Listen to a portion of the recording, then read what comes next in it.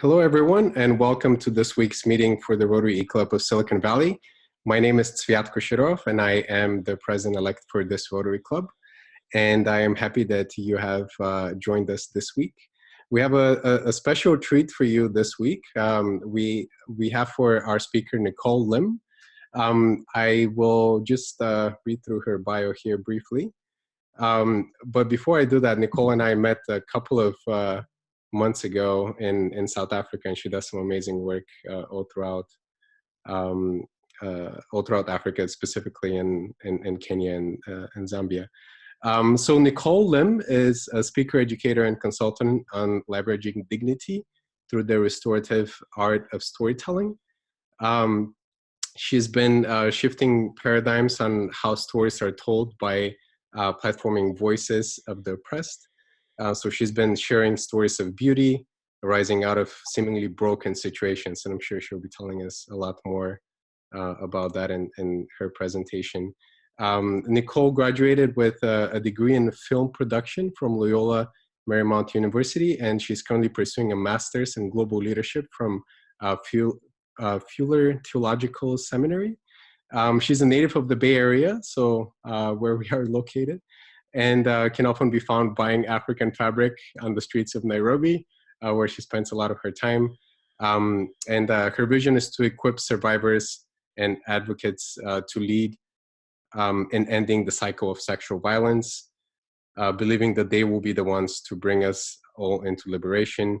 In it, her hope is that the world may be transformed by them, just as she has been. So with that, I will turn it over to Nikole. Nikole, take it away.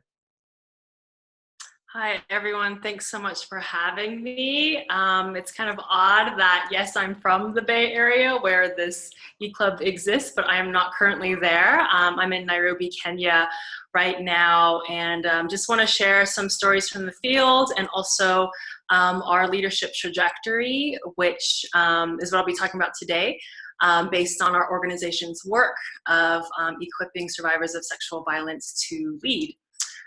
So I'm going to share my presentation here.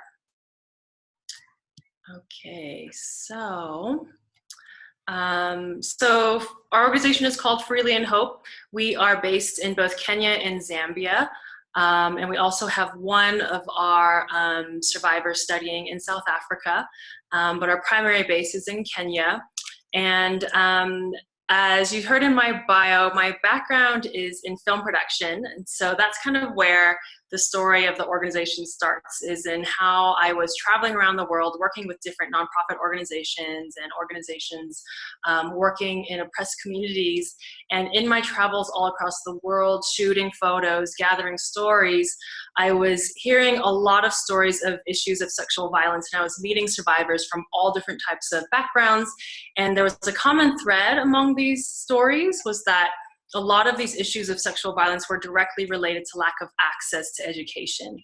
And so that really compelled me.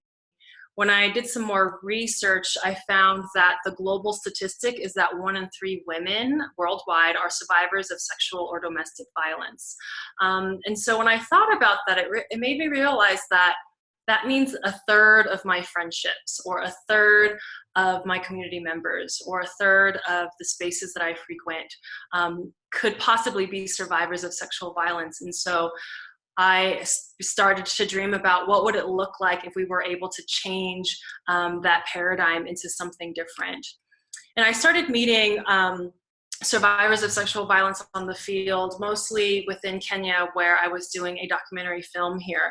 And in that process of hearing their story and hearing of the unspeakable violence and trauma that they had been forced to endure due to oppressive circumstances of poverty, all of these girls that I met wanted so desperately to go to school and get an education so that they can bring change and hope and healing to their communities. And I was really astonished by their stories, because I thought, you know, if that were my situation, I'm not sure if I would have such an initiative to do that. But because they were so adamant about going to school, then I started to support them in going to school. Once they got into school, I saw them wanting to lead community initiatives to bring an end to sexual violence so that no other girl would be forced to endure the same violence that they had been forced to endure. And so through that, we established an organization together with the dreams of survivors of sexual violence to bring an end to the cycle of sexual violence. And we do that in 3 different ways. And within our work, we found that we are the only partner, so we partner with multiple organizations in every country that we serve, and we found that we're the only partner that provides holistic support, access to higher level education, meaning high school and university scholarships, and leadership-focused aftercare and prevention education programs that are designed by survivors. And so our model is to really uplift survivors in leadership because we believe that they have the most innovative and unique and relevant solutions that can actually transform their communities. And so all of our programs are dedicated to ensuring that trajectory can happen.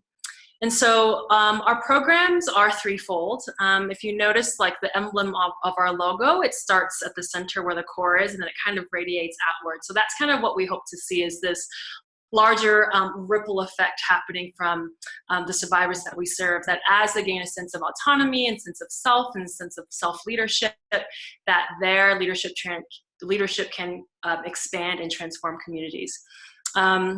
So holistic education is the first component of our program, where we see that access to education has the potential to prevent sexual abuse and re-abuse.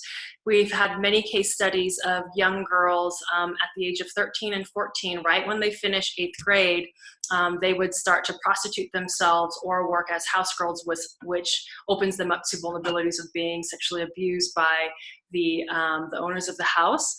So we've seen that a lot of girls, because they so desperately want to earn money for their school fees, they will go into prostitution or go into other forms of work that are very dangerous. So we've seen that holistic education can actually prevent sexual abuse. The girls that when they first start coming in, they have a higher average of Ds, and that's related to the trauma that they've experienced. But in our program, then we have a higher percentage of Bs at 58% and a 26% studying with As. And so we've seen that in supporting survivors holistically, and when we say holistically, that means their school fees, their counseling, therapy support, healthcare support, that holistic support also improves academic performance. In Kenya, only 20% of high school students are able to finish all 4 years of high school, whereas we have a 90% graduation rate. Only 4% of high school graduates enroll in higher education, and with our scholarships, they're able to go to 78%. 40% of college graduates are unemployed in Kenya, but all of our graduates have been able to find employment in their fields of study, which is really exciting. The second component of our programs is leadership development, where we equip the survivors in our community to become leaders and to design their own programs that so that they can create higher impact in their communities. And some of these trainings include HIV, art and healing, restorative storytelling, human rights, sex ed. And so as we teach them these skill sets, they practice their leadership skills in what we call storytelling platforms. And so through storytelling platforms, we go out into the community to teach about sexual violence prevention. We share stories of how, as people who've experienced different forms of trauma, we're able to find healing and rise above it. We talk about a lot of issues that are often stigmatized by communities in poverty, where the stories and the voices and the dreams of the girl child is not valued as much. And so when we have these platforms to talk about how survivors of sexual violence have been able to seek justice, have been able to heal from their trauma, and have been able to succeed in their career, that gives hope to so many other people who hear those same stories, identify with the same pain that they've experienced, and find hope for themselves. One of the storytelling platforms that I want to share with you is based in a program, based in a community called Kibera. And Kibera is the largest slum in East Africa, which is located in Nairobi. And they say that it is 1 million people packed into 1 square mile. So as we go closer into Kibera, this is what it looks like. And it's an urban settlement that is lined with sewage and garbage bags, and 1 million people live here. And this is where a good majority of the scholars that we serve come from as well.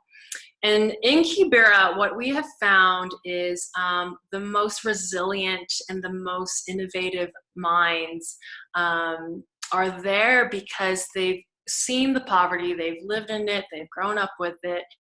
They know exactly how to bring an end to the violence that they see. So one of the scholars that I want to highlight today is a girl named Lydia. And Lydia joined our program 4 years ago, where she was trying to go to university. And I was so impressed with her, her ideas for what could be in her slum in Kibera. She would tell me her ideas as to the ways that she thought she could bring an end to sexual violence in her community, and she wanted to advocate together with other survivors to bring safety and security into her community of Kibera. So Lydia studied community development and gender development in Nairobi with our scholarship. And after she graduated, she had this brilliant idea to start a program in high schools in Kibera that works to educate high school students about how they can take action in preventing sexual violence. And so we heard her ideas and we were like, all right, well, why don't we develop this idea together? So we hired her as our sexual violence prevention coordinator, and she developed this amazing curriculum that is being rolled out in 4 different high schools currently, that is impacting about 500 students. And so how this program works is that it's a 10-week curriculum. It's called Eneza. And Eneza in Swahili means make it known. And so our tagline for Eneza is we want to make respect known, because we believe if we can foster mutual respect among genders, among boys and girls learning together, then the likelihood of them hurting each other or raping each other or promoting sexism or toxic masculinity will be mitigated.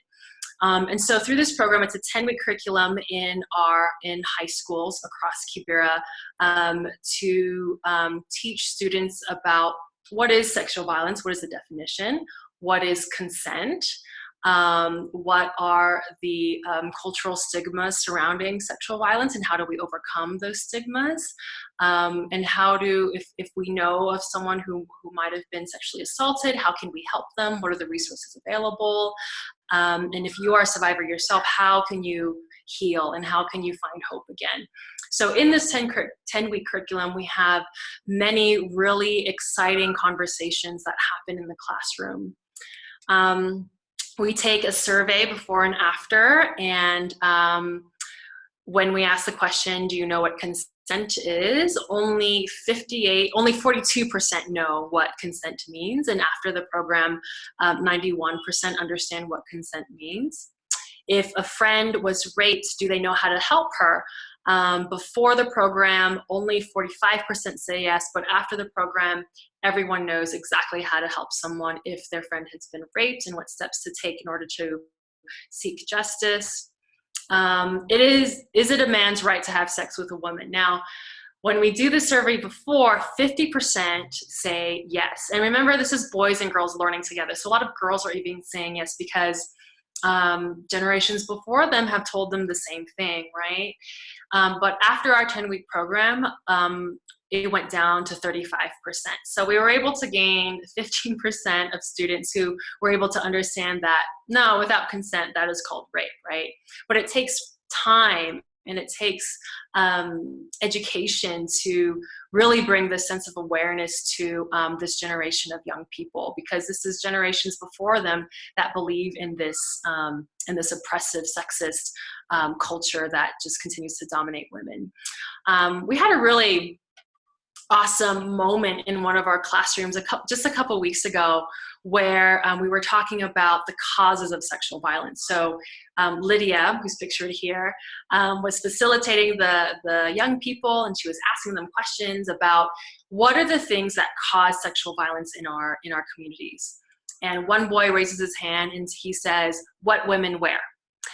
And she was like, okay, who else thinks that what a woman wears is a cause of sexual violence and that makes her get raped?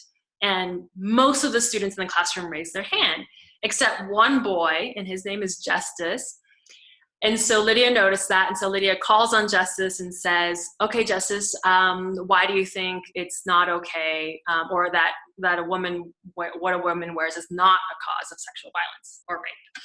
And Justice very boldly, explicitly says, well, we're in a new time and place, and it's the 21st century, and women should be allowed to wear whatever they want, because what they wear is not like they're inciting anything. It's that they want to wear it based on that gives them confidence, and that makes them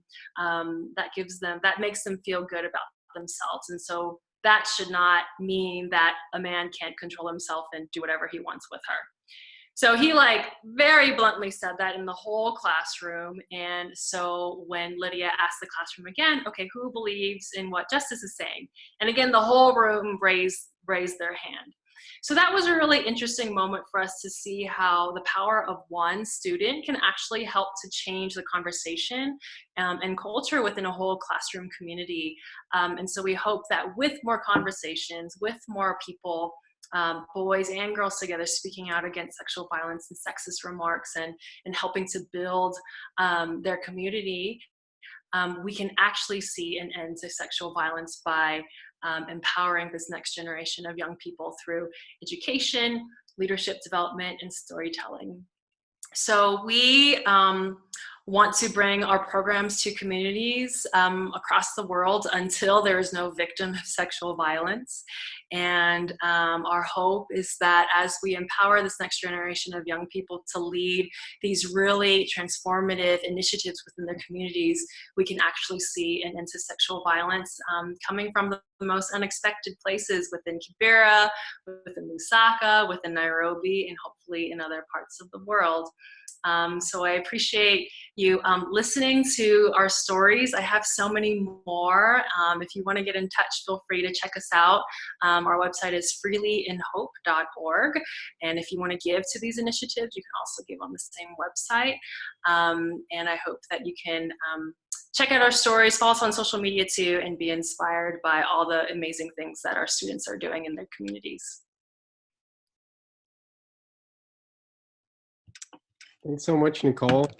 This is great. If you don't mind, just stop sharing your screen so we can be pulled up a little bit larger here. Okay, awesome.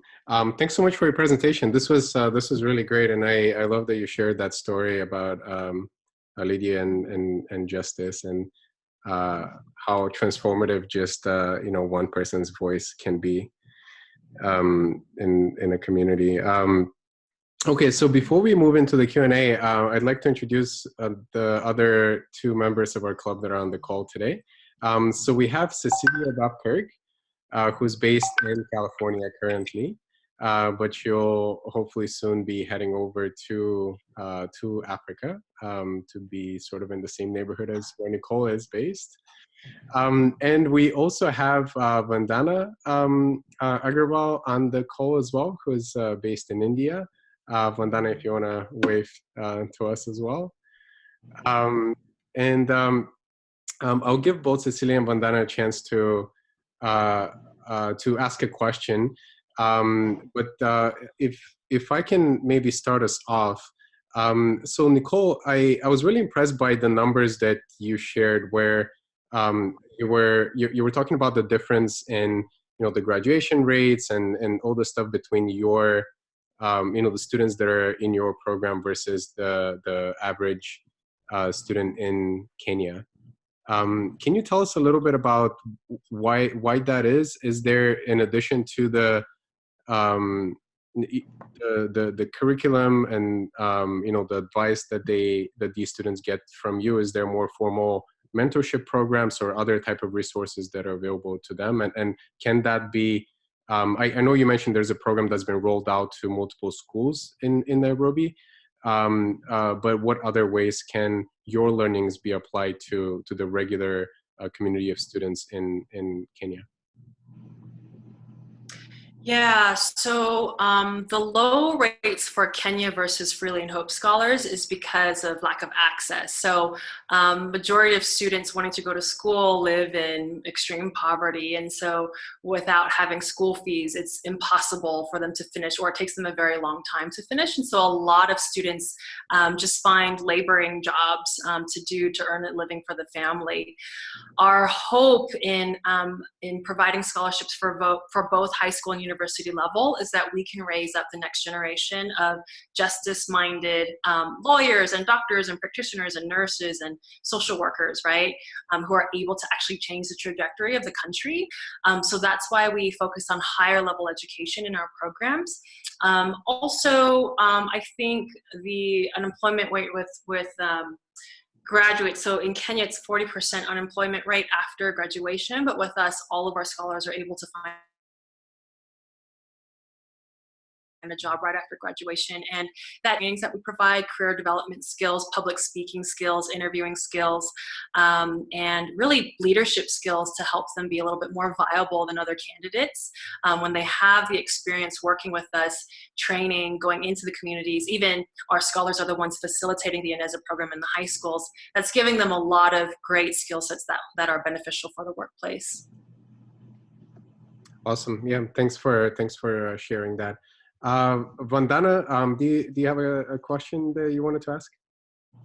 Yeah. Yes. Thank you for the presentation. And actually, I think sexual violence is there in US too. And I was just, Googling and finding out whether it is correlated with the poverty. And it is like more in poor homes, maybe because the poor communities or slums. You also highlighted that. But I sometimes feel that this violence is there, this kind of violence is there in religious groups. Like we have, two religious big leaders in jail now in India who actually were abusing women. And these people go for superstitious reasons for some healing and all.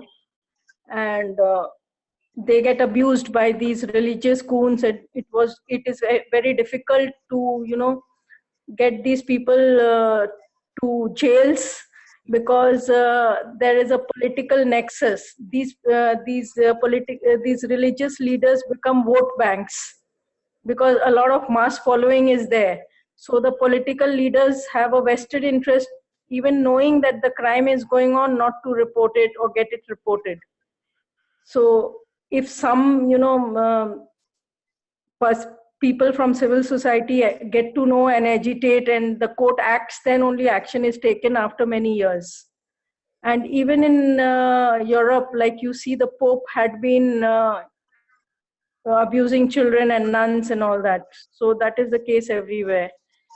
Second, recently there was, not recently, about 5-6 years back, there was a case where CNN, IBN in India had reported that some NGO which was running a girls' hostel, orphanage, was supplying underage girls to police in Delhi. And they were getting pregnant and all that. And those children were getting forcibly being aborted and all. And that particular NGO had actually got the award of the best NGO from the government. At that time, it was the Congress government. So such thing happens because they are lobby groups and they are politicians, and so it's a very vicious circle. So I don't know how this kind of stuff can be broken.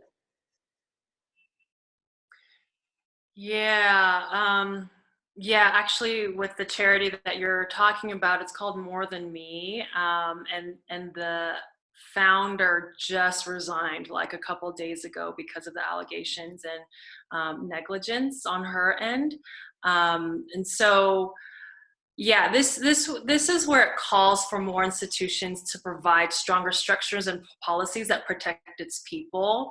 And that's why for us, it's really important that we have a bottom-up structure instead of a top-down, because the power is vested in people with the money. And so that's why we see a lot more communities of poverty being affected by sexual violence, because they are so desperate for either money or getting their children to school or getting themselves to school, that the allure of receiving a scholarship is so enticing that they would do anything for it, and people in power will abuse that. We also have that issue with faith leaders in Kenya. A lot of our girls have been violated by people who are considered faith leaders. And so our hope is that our sexual violence prevention program that's been doing well in high schools, we also do programs within the church. And churches will bring us in for like a day workshop with its leaders to talk about the same issues. And we believe that the more we can talk about it, sensitize the community, and really educate the community on the streams and the pathway toward justice, then more cases can be reported and more perpetrators can be convicted. But it requires a very large community effort to bring an end to it. And I understand how it could feel really large. But that's why our hope is that in educating this next generation of high school students, we can actually raise up the next generation of the doctors and lawyers and social workers and accountants and whatever it may be, who are more, who understand gender equity, who understand the importance of uplifting women, and who want to bring an end to sexual violence wherever they are. Thank you, Nikole, and thank you for your leadership in this clearly very important issue here. Cecilia, do you have a question that you'd like to ask of our speaker as well? I have about 10 questions and a dying battery because I uprooted my laptop to move to a quieter location and I did not bring the That's power okay. supply I with think it. we'll just have time for one of your questions anyway. Yes, so actually I have like 10 questions, but and observation actually that we can discuss offline. But so when you first go into an area maybe that you haven't served before, what do you look for in the population of, I'm assuming it's girl students that you primarily identify? I mean, do you ask the teachers or the school administration, whatever that is, in those locations? And I'm gonna like literally be gone here in about 1 second. So let me start with that. And I have a different laptop plugged in here that I'm gonna try to jump onto while I listen to you. So, so sorry for the interruption, but maybe you can answer that. Yeah, so we get referrals through different partnering organizations, other organizations being groups that work against sexual violence, maybe in the legal sector or the health sector or even just the education sector. So those organizations will refer their girls to us if they have a greater need for education educational scholarships. We also get referrals through the hospitals. So when a girl reports a rape within a 72-hour window, they can receive free services at multiple hospitals around Nairobi. And so we have partnerships with Nairobi Women's Hospital and the Gender Violence Recovery Center, and they send referrals to us as well. And we also do identify survivors within the community, whether it be through our NESA program when we're in the high schools and we hear the stories. We also do talk to the administration of the schools and let them know what work that we're doing. And when we do have an opening for scholarships, the teachers are very helpful in providing links to as well. We also have another program that works with women in prostitution, and so also from that group we receive referrals for the scholarships. And so, so in other words, you are in the schools, you can hear me, right? You're a little muffled. So when you're in the schools, is this better? Hang on just a minute.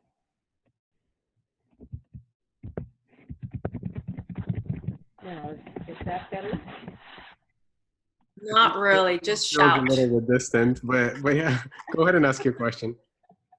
Okay, so is it, when you're in the schools, is it the teachers or the principal, the administrators who are identifying the girls that you end up interviewing for scholarships, or you just observe because you're in the classrooms? And if so, what is it that you see that leads you in the direction? Is your question, so what is it that we observe that we can identify areas of need? Yes. Yeah. Well, to be able Yeah. to So when we're teaching in the classrooms, some survivors will blatantly say, hey, I went through that. Other survivors will want to come to talk to our facilitators privately and share their story. And other things that we notice is disassociation.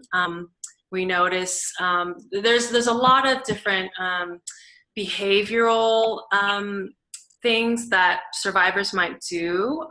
For example, like lack of eye contact or lack of engaging, especially when it's really triggering content for them.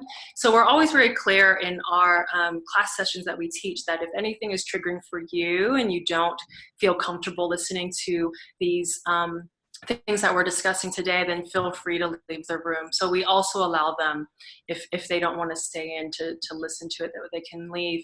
But we do look for those signs of trauma in the body. And we have counselors within the class as well that can be available to provide counseling for them. Great. Thanks so much, Nicole.